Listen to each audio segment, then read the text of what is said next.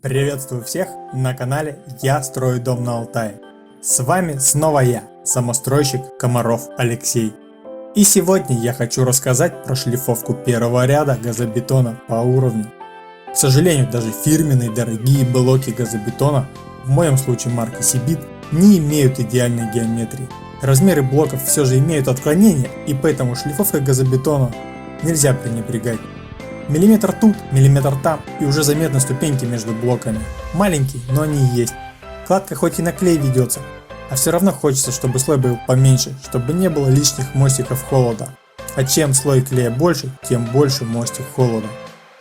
Первый ряд я клал на цементно-песчаный раствор, чтобы выровнять перепады фундамента.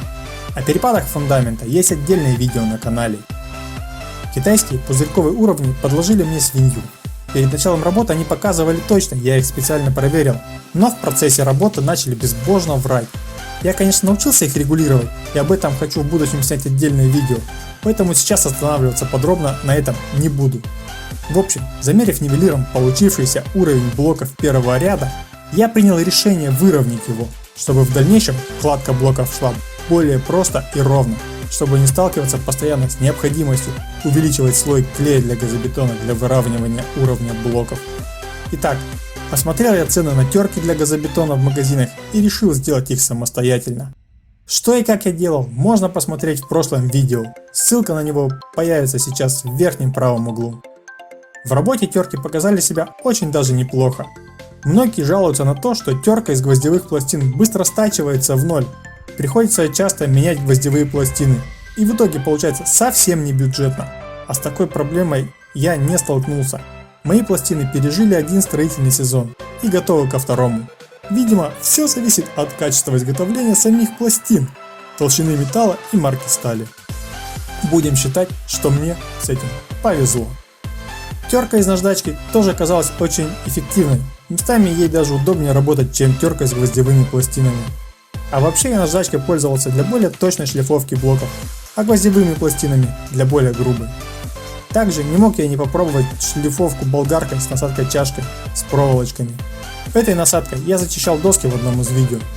Теперь и для газобетона пригодились. Попробовал и хватит. Очень пыльно ей работать и требуется очень высокая аккуратность, так как любое неловкое неаккуратное движение может оставить неизгладимый след на поверхности газобетона. Но свое дело болгарка сделала, я снял слой газобетона в том месте, где был большой перепад. Но после насадки я все равно доводил уровень ручными терками.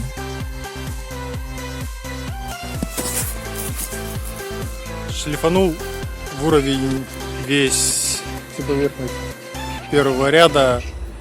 Перепад оказался очень большим из-за того, что китайские уровни меня подвели. Оказывается, на них уровень может сбиваться. Для меня это большая новость. Зачем я это сделал? Сам не знаю.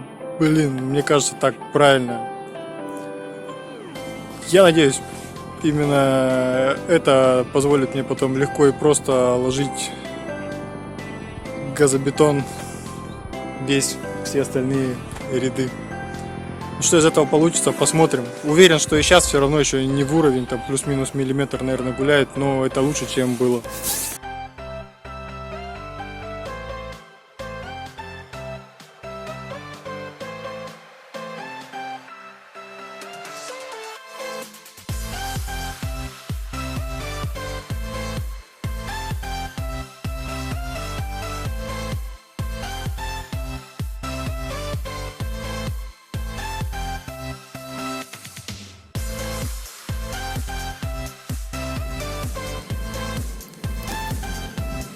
А вот в этом месте я отступил от придуманной раскладки нечаянно.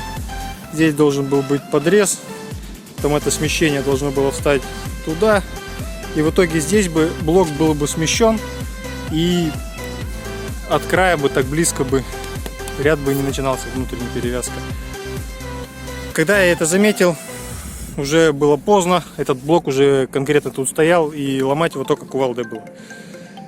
На что я рассчитываю? Я надеюсь на то, что армирование, которое сейчас в этом месте будет, оно потом не позволит блоку, который будет тут сверху, перевязки, и как-то разрушить вот этот блок. Что не будет ни сколов, ничего. Но люди, будьте внимательны. Если что-то правильно придумали, то следуйте своим намеченному плану. То, правда, увлекся, не заметил. Когда заметил, уже было Сказка поздно. сказывается, да не скоро дело делается. Но всему приходит конец. Закончился и этот этап стройки. А кто слушал, молодец. Подписывайтесь на канал, палец вверх, если понравилось и было полезным видео. Пишите комментарии, следите за новыми видео. Постараюсь не затягивать с новыми видео и делать их интересными. До новых встреч!